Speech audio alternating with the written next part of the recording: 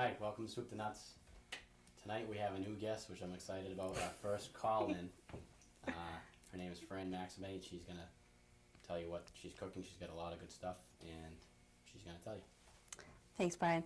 I didn't realize I was the first call-in. Anyway, tonight we're going to be cooking a variety of Italian food, not anything that I think Brian has cooked before, although he's also Italian and cooks a lot with his dad. So we're doing a variety of things. First of all, we're going to start the meal off with some antipasto and some bruschetta, and then we're also going to do main course with stuffed peppers, which are a variety of red and green stuffed peppers, and then we're going to have some farfalle with pesto and some zucchini as a vegetable. So that should pretty much be the whole gamut. No dessert today, but we'll do the rest of the meal. First thing to do is we have the mozzarella cheese already here in the bowl, and we're going to start adding a little bit of rice pilaf, which I already had pre-cooked. And this is a little bit hot, so I'm just going to grab a, you put that away, thanks. I'm going to grab this and just add this to the mozzarella cheese. And what's going to make a big mixture of basically stuffing for the peppers. And just for your information, these are all vegetarian. So if you are a vegetarian and you're interested in having a variety for some of the things that you might be cooking, this might be something to consider. But it tastes really good even if you're not. This is non-fat ricotta cheese, and these are low-fat mozzarella cheese, which is basically about a half to a third less fat than you would typically find in the mozzarella that you would buy if it were regular. And let me see, this is about the end of that. Thanks. And we're going to basically mix this all up together along with a little bit of Parmesan cheese, which is over here, which I freshly grated as well. So if people wanted to, they could put Whoops. Might want it. some meat. That's plenty. I like a lot of cheese. Yeah, I know. Well, it's basically a big cheese mixture. If people want to, they can put hamburger in there also, right? Because I've heard of that. They can put in hamburger. They could put in... With the rice? Or is it usually just hamburger and cheese? No, they could put in the hamburger with the rice if they wanted to. Basically, the rice does take the place of the meat because it's, you know, such a hefty stock, if you will. But it doesn't really have a lot of protein in it like the meat does. Yeah. Really, from here, the protein is being derived from the cheeses. Unlike when you use beans in a lot of recipes, a lot of vegetarians will tend to do bean stuff instead of meats for their... So if somebody was to use beef, how much should they put in? They should probably put in about a half a pound to a pound. I'm making actually more than I usually do right now. So if you were to make it with this recipe, I would use about a pound of beef. And you would just brown that in a pan ahead of time and then drain off some of the fat. Drain off some of the fat, exactly. So you could put it in here. So about a pound of meat would do how many peppers? Probably anywhere from about 5 to 10 peppers.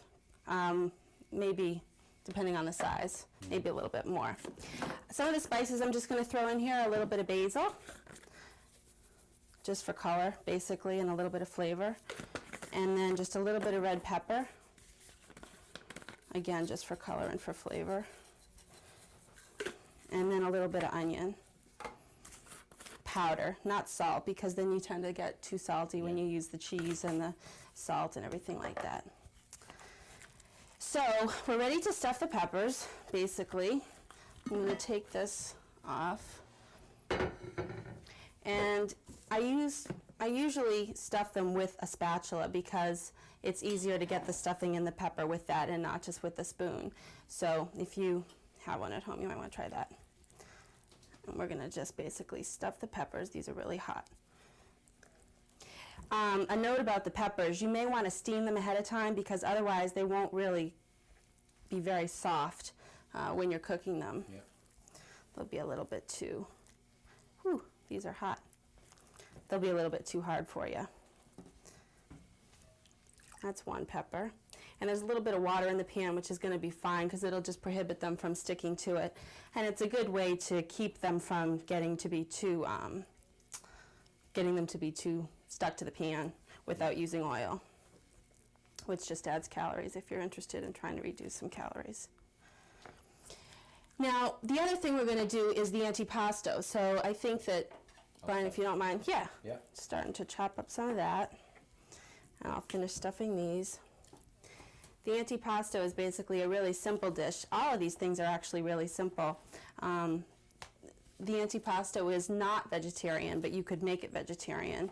I'm going to be using some salami on it, some Genoa salami, which you can get at any grocery store. I'm sure you know about TJ's down in Framingham. That's a good salami. Yeah. But any salami will do.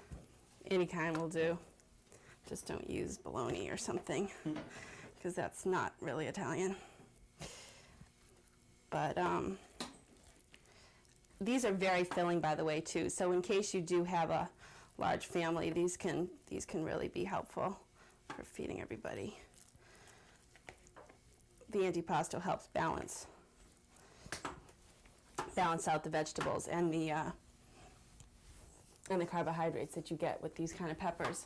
Now that I have this on here, I actually didn't make a sauce tonight, but you could make a sauce, so I'm just going to use the jarred sauce, which is my preferred brand, which you could have any brand that you like to do. But a marinara sauce in this scenario would work really well. And then I'm going to add a little bit more Parmesan cheese on top, just for color. And then I'm going to bake these in the oven for approximately 40 minutes, and the temp should be at about 400 degrees, maybe a little bit less, like 375, depending on your oven.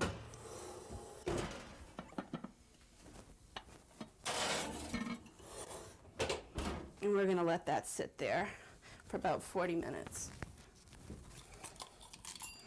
I'm going to set the timer. Okay. Now, the next thing on our agenda is the pesto. And this is a recipe that I had gotten from a friend of mine who used to work in Italy. And after she worked there, I worked there. So it was a good trade for us to be able to share this. I don't know, have you made pesto before? No, I've never made it before, so I'm feeling anxious to see. Well, I have about, I don't know, 8 or 10 cloves of garlic in here, which maybe a little bit too much. I'll take out some of the big ones. You can leave a lot. You like garlic? Okay, we'll put in a little bit more. Basically, it's suited to your taste. And then this is fresh basil, which I washed and rinsed and cut off the stems from. And you can buy this at any grocery store. And you're basically just going to put this all in the blender with a little bit of lemon juice.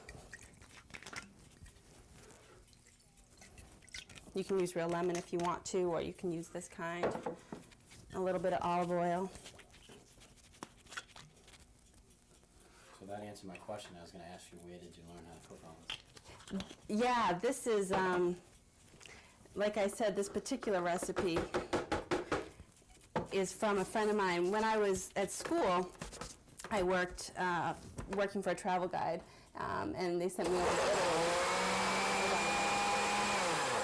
They sent me over to Italy for a little while, and Genoa is the place where they made pesto. That's the home of pesto. And when I was there, they had pesto lasagna, which I thought was going to be a lasagna as we know it, a layered full lasagna, but instead it was just lasagna noodles with pesto sauce on it. So you all set with that? Yeah. Okay. What you may want to do is stuff the rest of the green peppers. One of the key ingredients to the pesto is the pignoli nuts or pine nuts. I don't know if anyone knows what these are, but they're a nice light, nutty flavor, obviously. A lot of people omit them when they make pesto and instead will just use the basil and the olive oil. But I really like to use them when I can.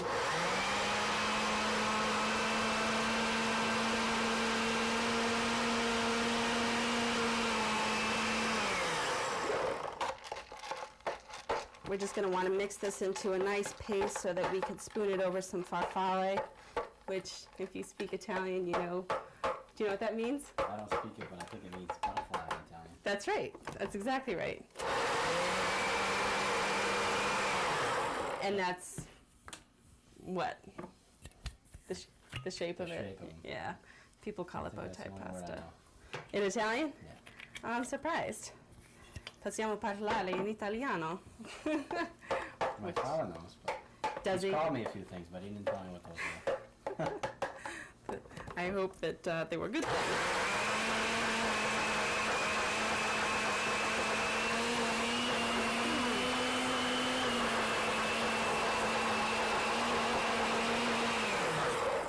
Just takes a minute to mix this up. And once this is done, you can leave this in the refrigerator for up to about 10 days without having to, you know, do anything to it. Or you can freeze it if you want to.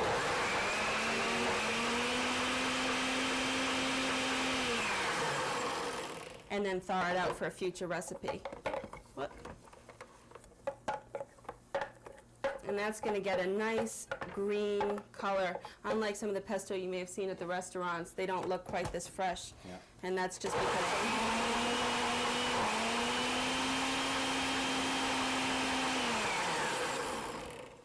So that's basically our pesto sauce. You can look at that here. It still has a few pinoli nuts in it. Might mix it up a little bit more. But it has a nice green color to it, as I said, because we're using the fresh basil. You want to pour sauce over that? Yeah, I'm going to pour a little bit more sauce over these peppers, like A so. little cheese, and then we'll throw them in with the other ones. Yep. If you want to just actually, I think you're going to grate a little bit more cheese. You can just grate it right on over the top of them if you don't mind. And then after that, we're going to start assembling the antipasto. And that's a really pretty dish, which you may want to try with some of your holidays or use as a guest dish or something when someone comes over, because it's pretty impressive looking when it gets done, even though it's not that difficult to put together. In mine, I tend to use a variety of different things like, well, I'll show them at the end of the show, but pepperoncini and olives and that kind of thing. Thanks. Actually, you may want to just put that top. But in this particular instance, we're going to forego some of the anchovies and whatnot because they're not some of my favorites.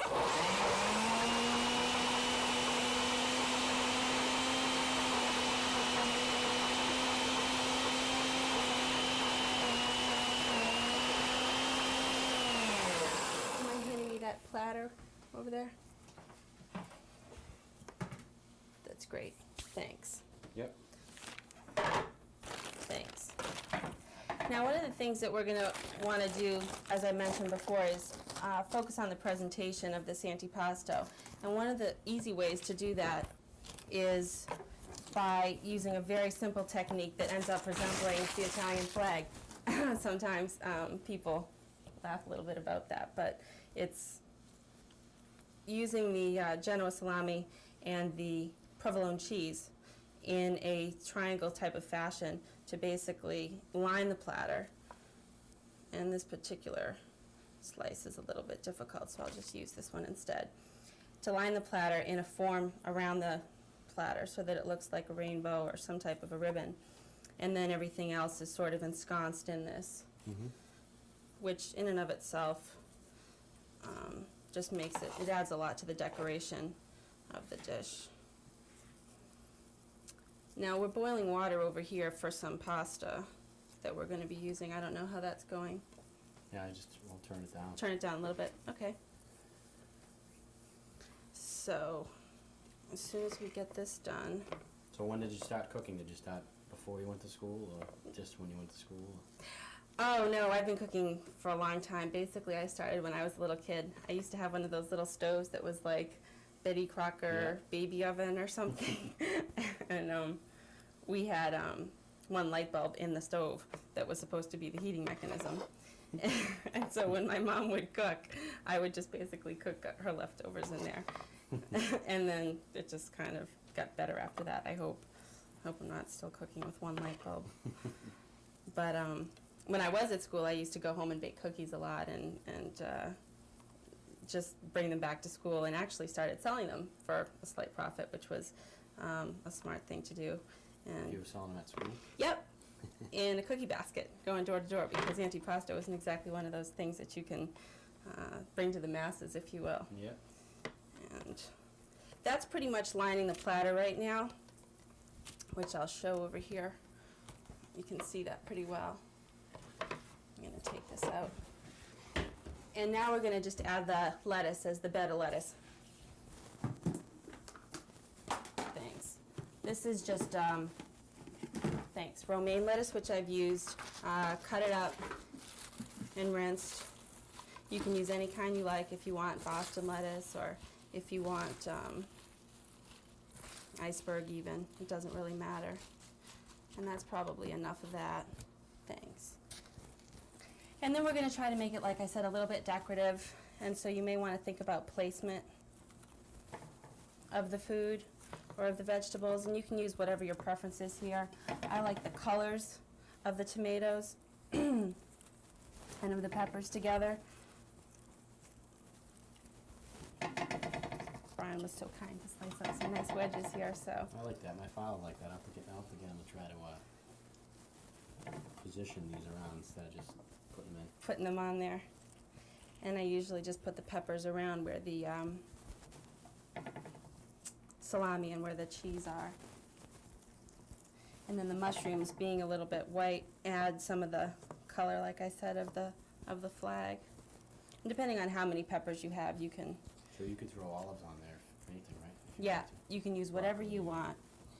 A lot of times people will just put leftovers there. That's the beauty of Italian cooking, because have you ever made frittata? No. That's another thing that people do. It's sort of like an Italian omelet, sort of a quiche, if you will. And they take all the leftovers and they throw it into a batter of eggs. And then they let it fry, and they usually take a plate sometimes and flip it over. That's right. And then flip that. My father made it. I had never made it. From when I was little, we used to eat that. Well, that's exactly what it is. It's a way to use your leftovers. So this is the beginning stages of our antipasto. It's far from being over, but what we'll do is come back to this after a short break, and we'll start with the pasta. We'll start assembling that, and then finish off with the antipasto and the bruschetta. Okay, we'll be right back. Thanks. Is there a gourmet chef looking inside you? Well then, give us a call and you could be a guest chef on the show Soup to Nuts. That's right, you could be sharing your gastronomic creations with all of us. So give us a call at 881-1653.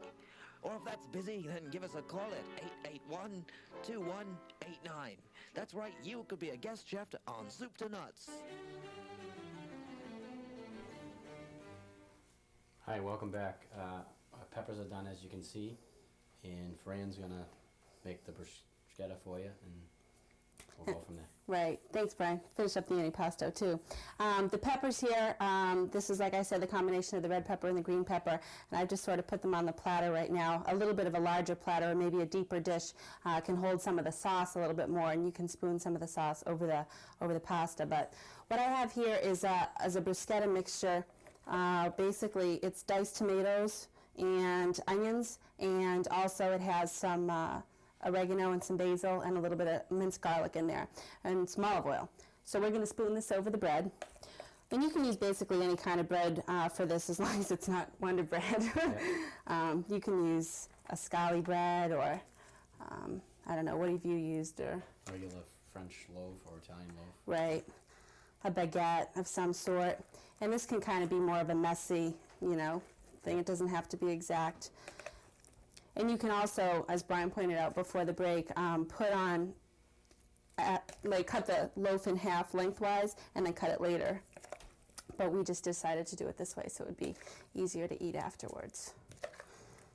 And we're going to put this underneath the broiler for about anywhere from 5 to 10 minutes, depending on your oven. And that's going to be, I might as well go ahead and put it on there. And you'll see that this will cook down a little bit, so it won't look quite so thick. Okay. And just put this. Cheese on Yeah, actually, I'm going to throw a little bit of cheese on there. Thanks for reminding me about that. Any kind is fine, Parmesan or mozzarella, but Parm is probably a little bit lighter for this, which is a light bread.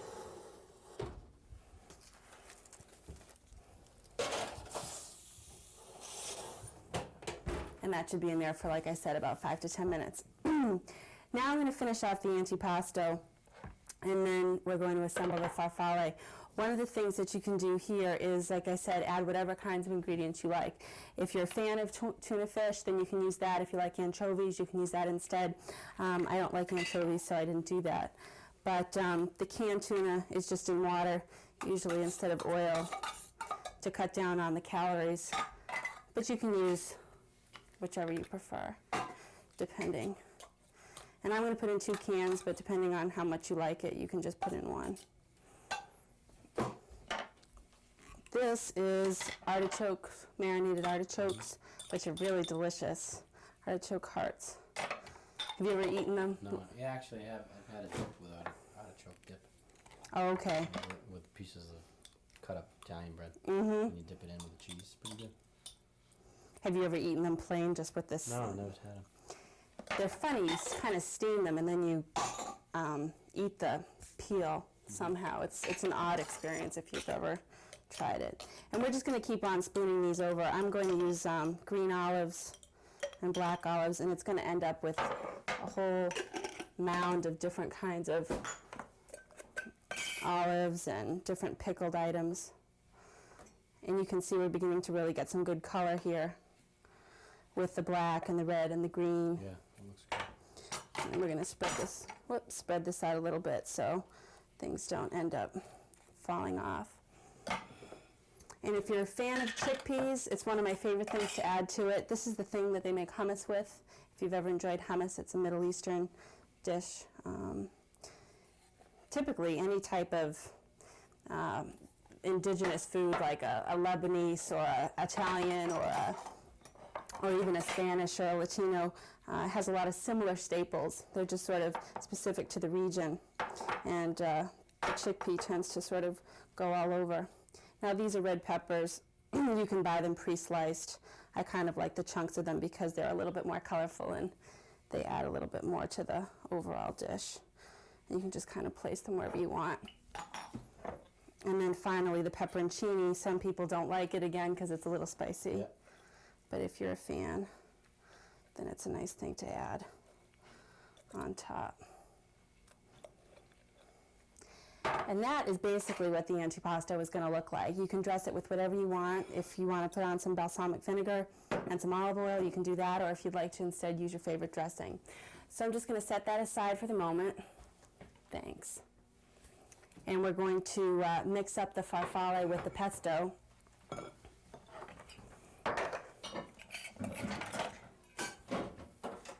Thanks.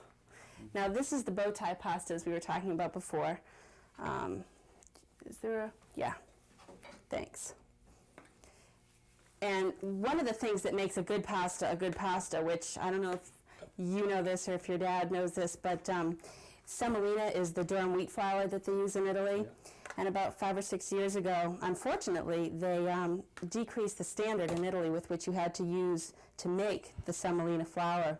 So it's not quite as good as it used to be about 5 years ago, just on the general market. But you can still get some really good high-quality stuff, even in your local supermarket.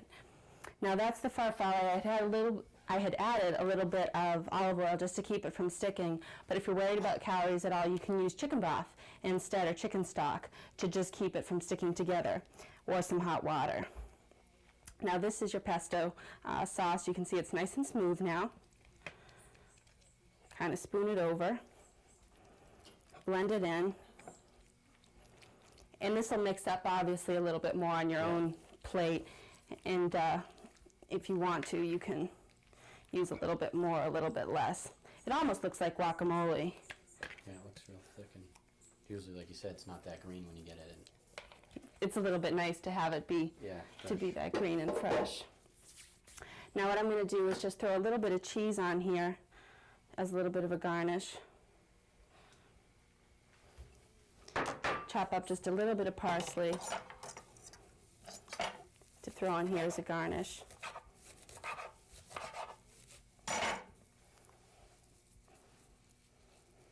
also gonna garnish. You're gonna garnish the peppers with that? Yep, I'm gonna put put some parsley on the peppers. Actually, we might want to grate just a tiny bit more cheese to just throw on the top of the peppers as well. We can just do that right over them. If you want to just grate a little bit over that, that's great.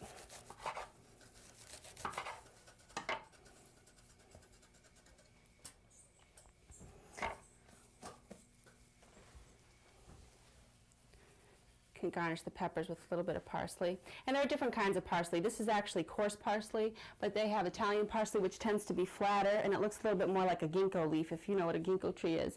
And it doesn't really have quite as much flavor. That's a little bit milder than this particular brand. But you can use whatever it is that you have or whatever the store has. And again, that's really indicative of the colors of the region. Just going to put that aside for a minute. Should probably check the bread, right? Yeah, I think I'm going to check the bruschetta. See how that's going. It's looking really good, actually. Where did we put the, I guess I'll just use this.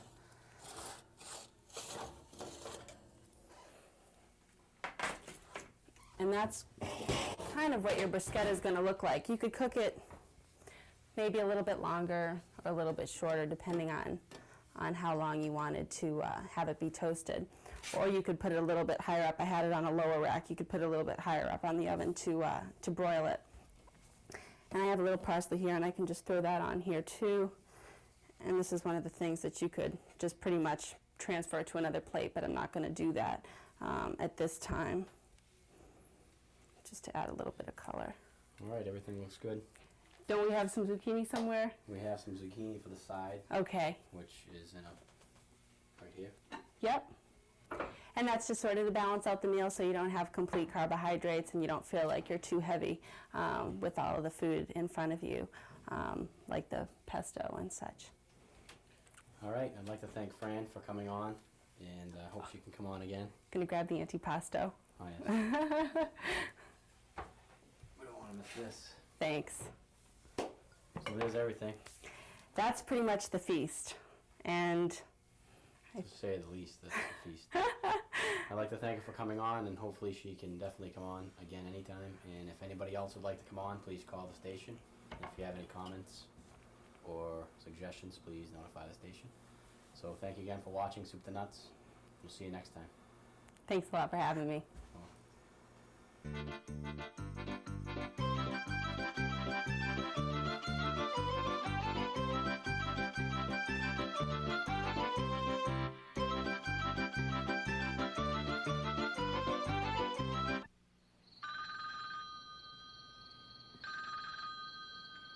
Hello? Yeah. Where? On Union Street? Okay, as soon as I can. Right. I'm on my way. David? A voice calls out to you on a cold and lonely night. Where's Daddy Help going? is coming soon. Everything's gonna be alright. Bye-bye. Take care.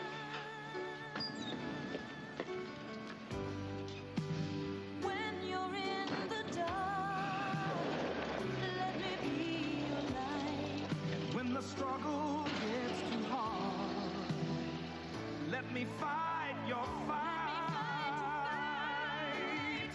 I'll pull you through. That's what I do. Yeah, but I want to be Betty. Betty is here. I need Air Rescue 15 right away. Get me that chopper on the double. America, let me dry your tears. America, let me stop your fears. America, let me hold your hand. I understand. Evacuation. One more mile. That's what I do. I'm here for you.